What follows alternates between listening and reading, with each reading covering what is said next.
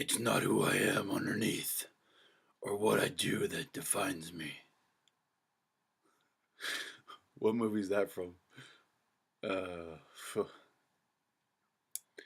So it's Friday night, and we're gonna do this in the red glow. Um, Forgive me for having a little fun. My head always wants to be this way, and it's like tilted, crazy. I wonder if I'm like that in person. Tilted.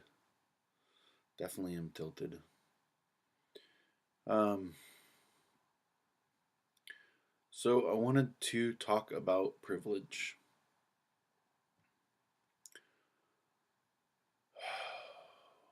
I didn't really discover privilege until my grad school program, um, Masters in Urban Planning.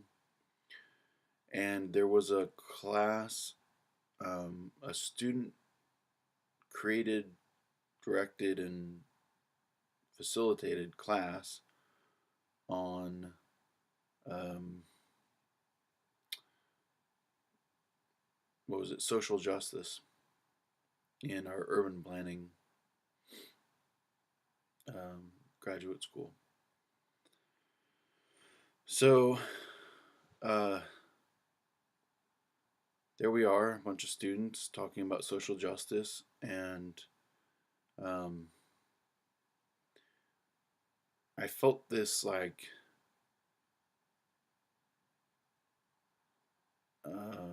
what's the word for it? Like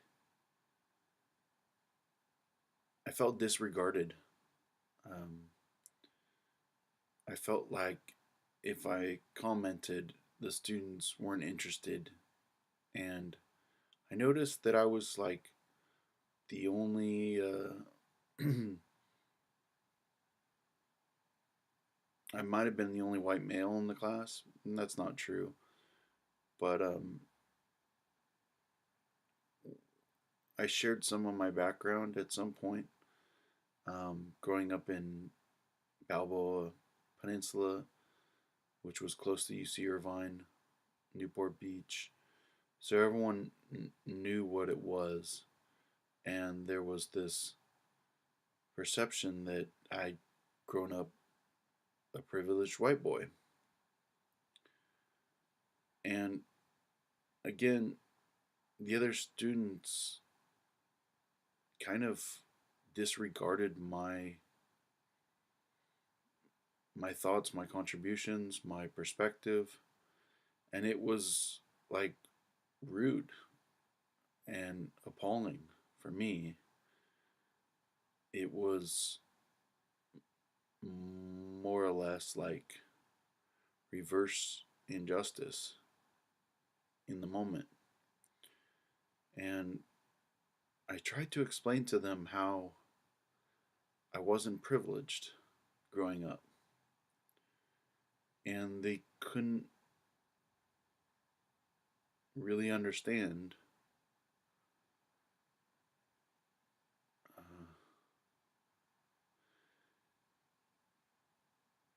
and so I tried to understand where they were coming from. Why did they just completely disregard my experience and consider me like a privileged white boy? And then I noticed the indicators of privilege that we often reference in society as being here in the United States. Uh, well, being American in the world is privileged. Being a white male back then, fairly young, tall, not deformed or disabled then. um, yeah, so young, tall, white male from Newport Beach. Of course, I was privileged. Although my experience growing up was far from it. Um,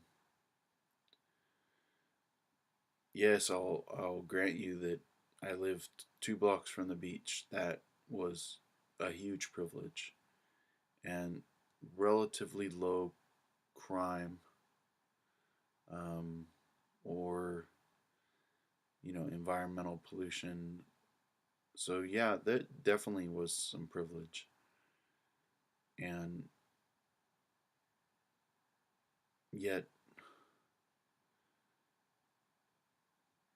we were kind of a veritable street gang of delinquent boys, and I was the youngest of them all, and there was a lot of trauma growing up. I grew up in a very traumatic situation in in many regards, um, and I would say when I look around at people's lives, mine has continued to be horrifically traumatic. Granted, I didn't go into the military. Uh, my family wasn't murdered, but this is kind of the irony is that growing up in a rough situation, I was the first young boy to extricate myself from the crime and violence that we were slipping into and get my life on the right track, take personal responsibility for my thoughts, feelings, and actions.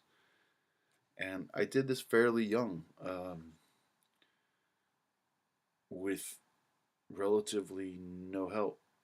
I pretty much did it on my own. And although I got my life on the right track, um, the the trauma and the brutality didn't stop. uh, the challenges and crises didn't stop.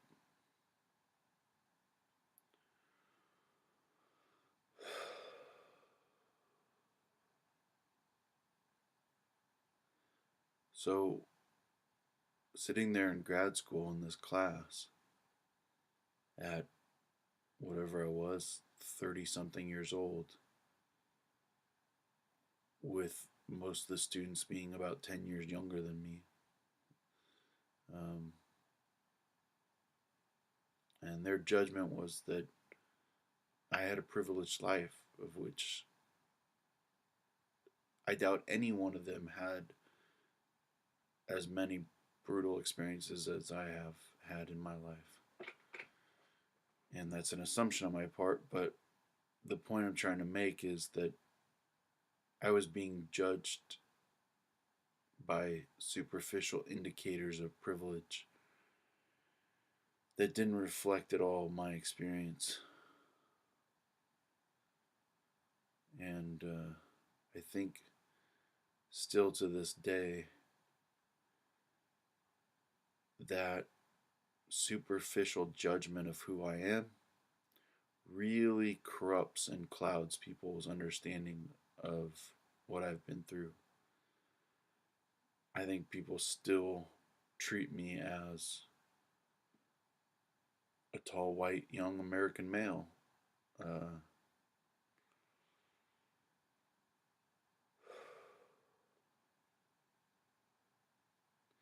and really lack the compassion and empathy for the brutal devastation that I've experienced in my life.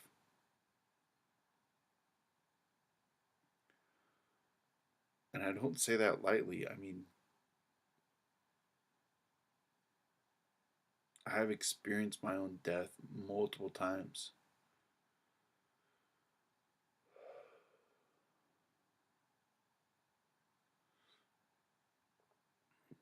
I saw my therapist today. Um, And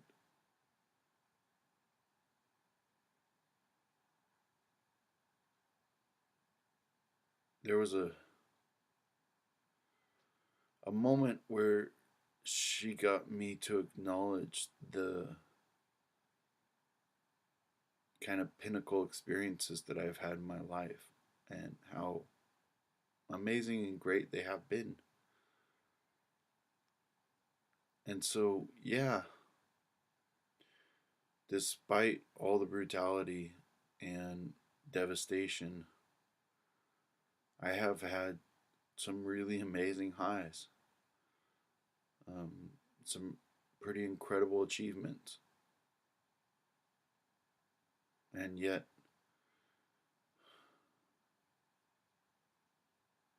I expected that to be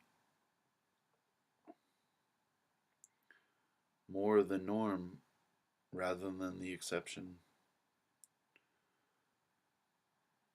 In a way, I believed in the meritocracy that we're taught in school. That if you do the right thing, you work hard, you apply yourself, you build your intelligence and your skills, that it'll pay off in life and you'll be successful. I turned my life around at 14 years old and worked so hard to the point of, to my breaking point. I've worked so hard that I've broken myself. And so my life has not been a shiny road of success and accomplishment, but a tragic, broken road of a few pinnacle peak experiences. And maybe that's more normal, but it's not what I expected, that's for sure. It's not the actualization or manifestation of the privilege that everyone thought I had. And so a part of me believed that I could accomplish something great. And maybe I still will someday, but as I have a headache tonight and I'm sitting here alone in my little room on a Friday making this video with what seems like a